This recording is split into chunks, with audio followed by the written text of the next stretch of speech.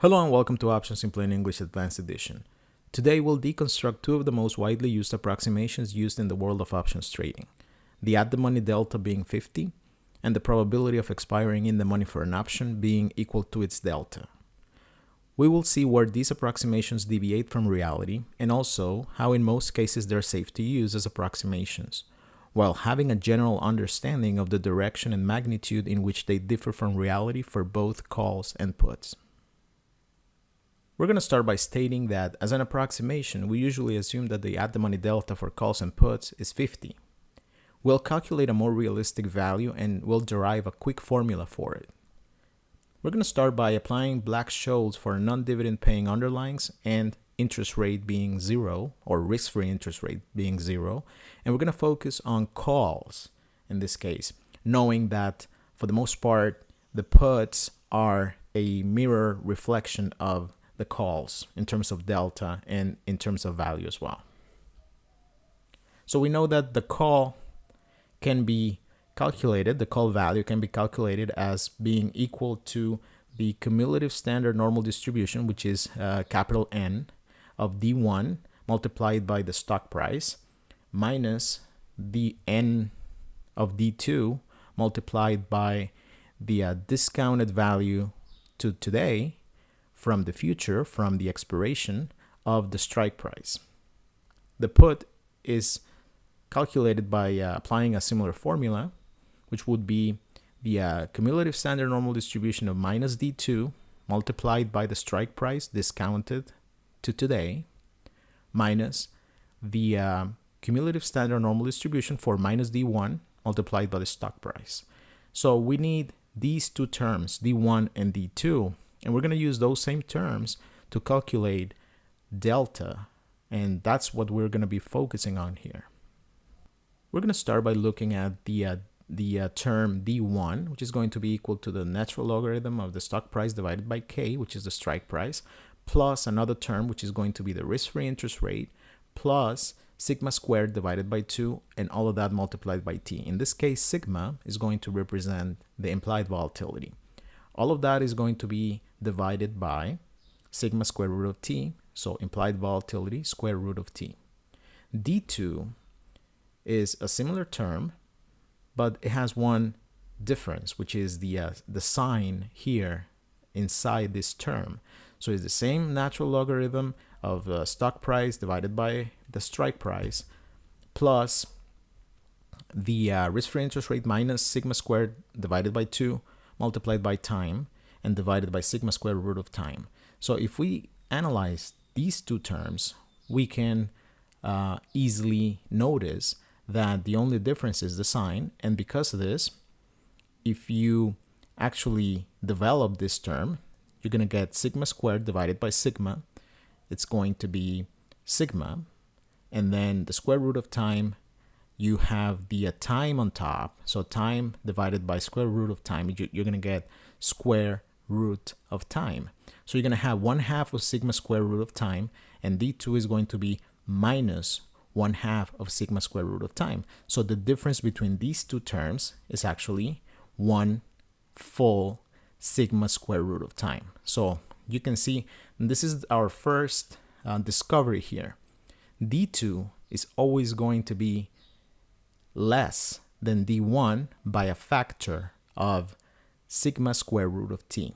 So D1 is always going to be higher in magnitude. D1 is always going to be bigger than D2. Okay? Now, once we know this, we know that the cumulative standard normal distribution of D1 is going to be delta. That's the formula. Okay? So we know that if we start analyzing this particular situation where you have the stock price being the same as the strike price, you're going to be getting rid of this term because the natural logarithm of something that's 1, because these are the same, is going to be 0 because e to the power of 0 is 1. So this is going to be 0. R is also 0. So all you have is D1 being 1/2 of sigma square root of time. Now, the cumulative standard normal distribution of D2 is going to give us our probability of expiring in the money. So as you can see right away, something that we're going to analyze later in this lesson, the probability of expiring in the money is not the same as delta. It can't be, because they're different by the sigma square root of time term, okay, by this factor. So n of D2 is going to be the probability of expiring in the money, and D2 itself is going to be minus 1/2 of sigma square root of time. So now what we're going to do is, right off the bat, we know that the D1 is always going to have a value, because if you have sigma and if you have square root of time, then D1 is never going to be 0. And if you look at the cumulative standard normal distribution, what this measures is the area under this curve. So for a specific term, for a specific value, you go to that point and you calculate the area under the curve. So the whole curve, in this case, the whole graph, so the whole area under the curve is going to be 1. So every time you take a value here and you calculate the area under this curve, you're going to get a number that's less than 1. And in this case, we're going to use it for probabilities, because that's what the option pricing model calls for. So in this case, we see that the only point at which this value is 0.50 or 50, which is what we usually assume as the at the money delta, is at 0. But we know that n of D1 is going to be the delta, and D1 always has a value. So it's always to the right of 0 by a factor of 1/2 of the sigma square root of time factor. So we know that delta for the calls is always going to be higher than 50. But is there a way that we can calculate a quick formula to help us easily get a good estimate for what that at the money delta is? Well, one of the things we can do is we can start calculating this value and then seeing how it relates to the sigma square root of time factor. This is what we're going to do here. We went to our spreadsheet, and in this case we used Excel, and we used the Excel function norm sdist, which is going to give you a cumulative standard normal distribution, and we used regular typical values of sigma square root of time. Remember, sigma is the implied volatility expressed in a percentage, and square root of time is the number of days that you have in your position or in your option divided by 365 and applying the square root to that. So what we have is typical values of sigma square root of time are going to be, for example, 0.5, 0.4, 0.3, 2, 1, etc. Once we have this, we can calculate D1 and D2. D1 is going to be 1/2 of sigma square root of time, and D2 is going to be the same thing, but negative. And you have it here. Now we calculate the actual n of D1, n of D2, n of minus D1, n of minus D2, and we get all these numbers, okay? So n of D1 is 0.5987, etc., etc. Here's a table, right? So these are the result of applying this formula, normal NORM sdist, to the D1 and the D2 and their negative values. Based on this, we can get the delta of the call, which is going to be n of D1. So the cumulative standard normal distribution of D1. D1, in this case, if we take 0.5, D1 is going to be 1/2 of that. So the cumulative standard normal distribution is going to be 0.5987. So notice how it doesn't matter how much the sigma square root of time is, if it's a positive value, and it always will be because sigma is always positive and the square root of time is always positive, you're always going to have a value that's higher than 0.5 because 0.5 is the value at 0. And you never have that situation with the at the money call. So we can calculate the difference from the delta being 0.50. And in this case, we just take the subtraction. We take the delta of the call minus 0.50. And this is the difference. Okay. Now, what if we compare this difference to how many sigma square root of time factors we have here? In this case, we have 1/2, 0.4, 0.3, 0.2, 0.1. We try to find a ratio between the difference from the delta 50 and the value of the delta. We're going to get a certain number divided by the sigma square root of time. We're going to come up with a value that's pretty constant for all values of sigma square root of time. So based on this, and this is very close to 0.2, so it's 0.1974, 1981, 1987, 1991, etc. We can get a pretty quick but very accurate estimate for the delta of an at the money call. And that's going to be the delta of the at the money call is going to be equal to 0.50. So what we thought it was, or what usually traders think it is, plus a difference of 0.2 times the value of sigma square root of time. Okay, so once you know this quick formula, you can estimate what the delta is going to be. Now, once you have the delta for the call at the money, you can quickly estimate as well the delta for the put. You're just going to have to go here and do the subtraction 1 minus this value, and that's going to be the delta for the at the money put. So if the delta for the at the money call is 0.55, so 55 deltas at the money the call has, then the deltas for the at the money put are going to be 45. So always adding up to 100. And once you have this formula, now notice how little it deviates from the actual 0.50. So it doesn't, this value is pretty high, 0.5. That means either 50% implied volatility over a year, or a very high volatility over a shorter period. But it's a pretty high value.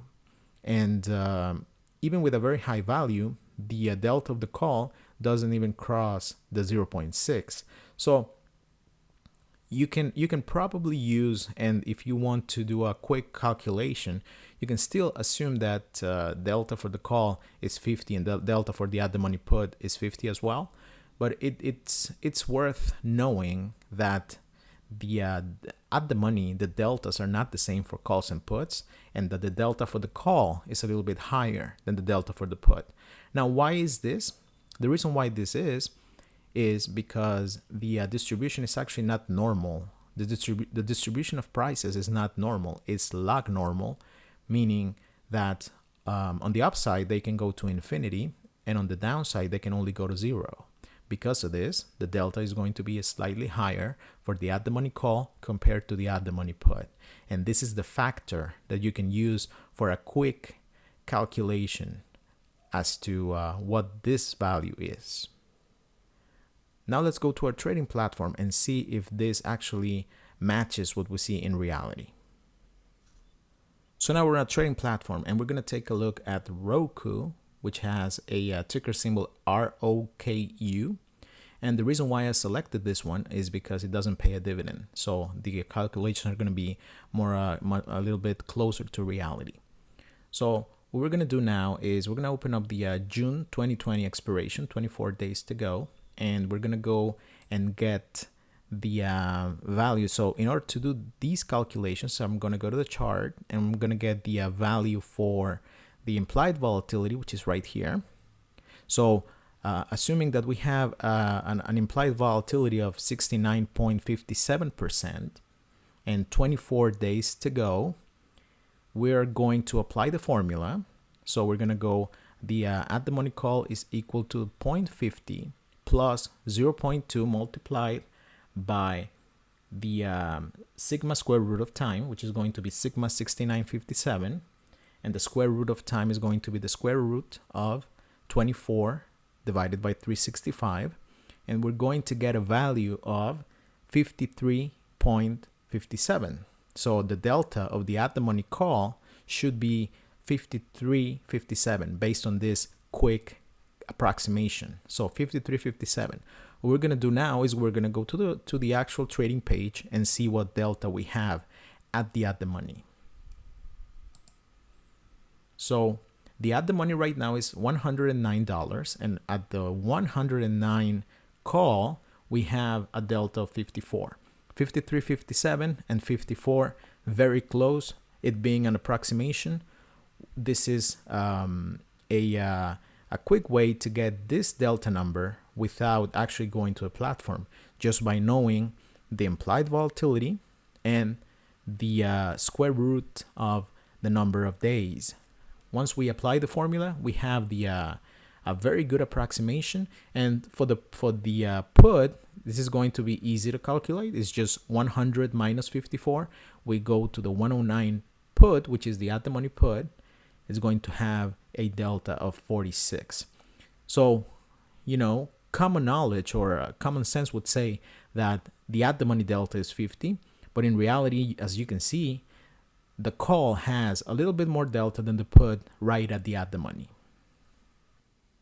Now we're going to go to part 2 of our lesson. We're going to talk about the probability of expiring in the money and whether this is delta or not. As an approximation, we usually assume that the probability of expiring in the money for an option is equal to its delta.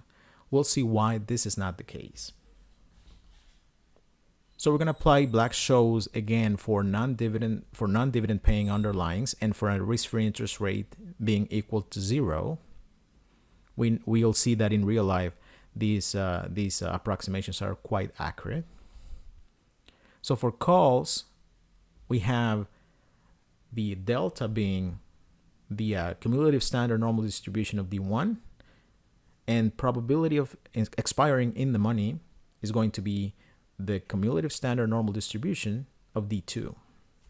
For puts, is the same thing, only we take the negative of those numbers, because as you know, the delta is going to have to be negative if you're talking about a put. So we have the formulas for D1 and D2, and we know that they differ only in the sign inside this factor right here. So we know that D2 is D1 minus sigma square root of time, which means that D1 is always going to be bigger than D2. So for calls, delta is always going to be bigger than the probability of in the money. And for puts, it is going to be the opposite.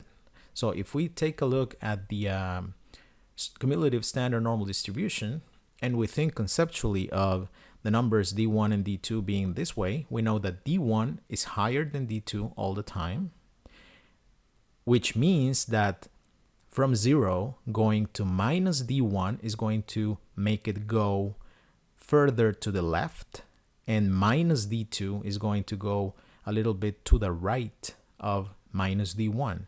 So if we're talking about probabilities and we're talking about the area underneath this curve, then we can see that the delta, which is the n of D1, is always going to have a greater area than the n of D2, which is going to be the probability of expiring in the money. Therefore, we can easily notice here that delta is always going to be higher than the probability of expiring in the money.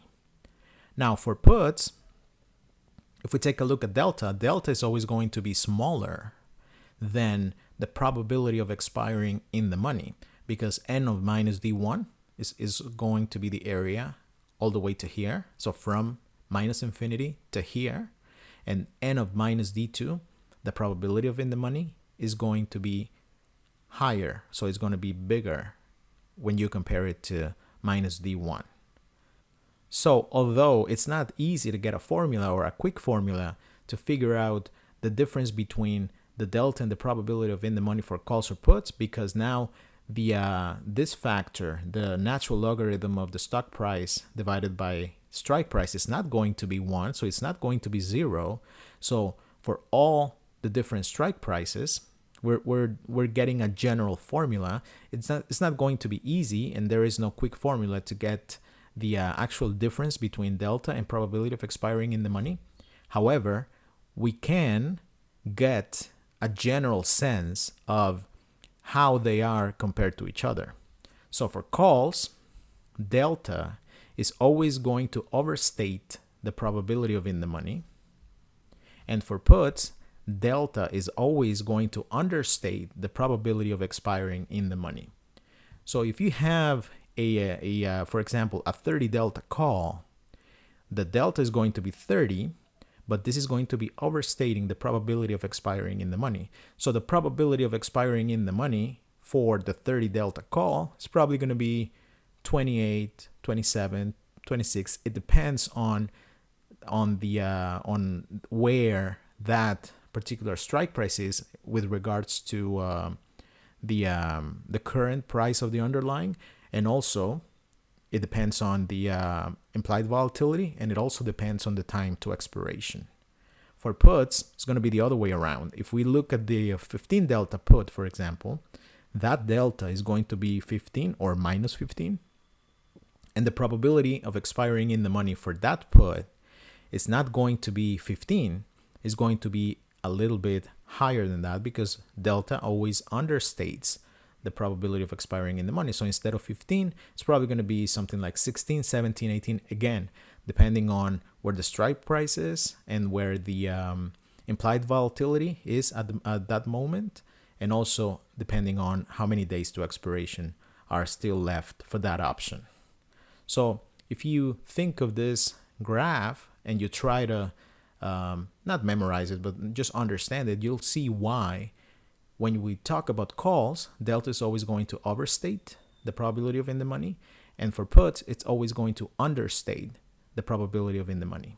Now, again, if you are doing small trades, something that where you put on your strategy, you select your trade, you put it on, and you wait until you get your profits, and then you take it off, you probably don't need to worry about this too much. But if you start going for trades that are larger in size, then you might want to think about this, and especially if you have a high implied volatility or too many days to expiration. So if you're talking about a leap, for example, that's 1 year or longer for an option, or you're talking about an underlying that has a lot of implied volatility, where the options are trading at a very rich implied volatility, then you might want to consider this, because in that case, the discrepancy is going to be greater. And then by looking at your deltas, you're not going to be getting a very accurate picture of the position that you have. In most cases, though, if you want to use both at the money delta as 50, go ahead. It's not going to make too big a difference. And also, if you want to use your delta as a probability of expiring in the money, go ahead. The difference is not going to be critical.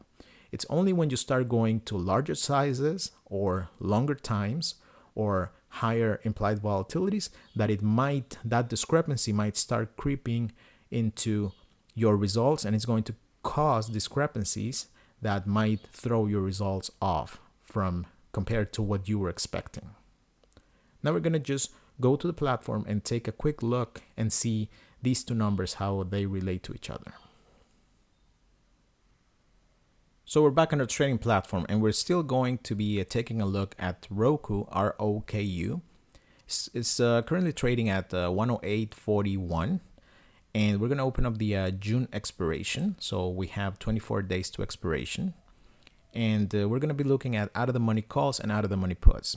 For the calls, I'm going to go to the 120. So this is going to be the strike price, $120. The call has a delta of 31.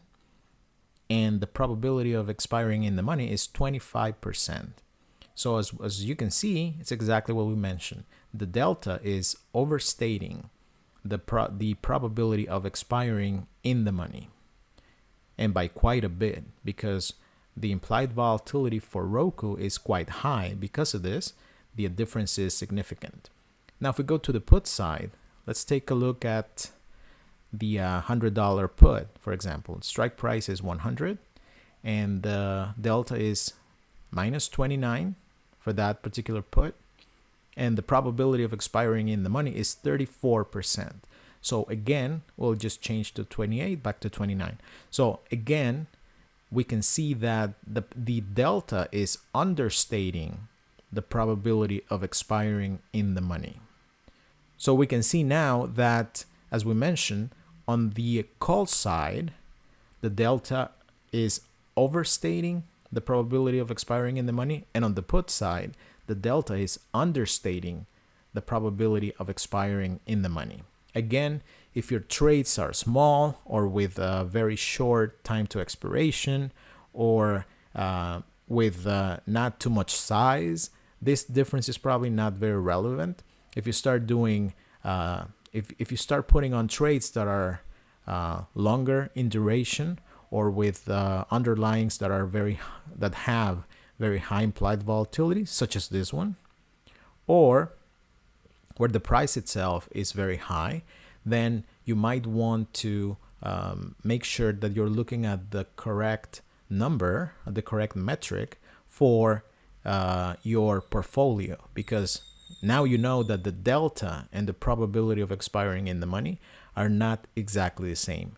If you want to use them as an approximation, because delta is always very easily obtained, then go ahead. But just know, even though you don't know by how much the overstatement or understatement is, you do know that for puts is going to be understating the probability of expiring in the money, and for calls is going to be overstating the probability of expiring in the money. So I hope that this lesson can be helpful for you in your options trading in the future, and that you can apply all of these little quick formulas for calculating deltas and probability of expiring in the money, etc., and that you can apply these concepts on your own trading. Thank you very much for your attention, and goodbye.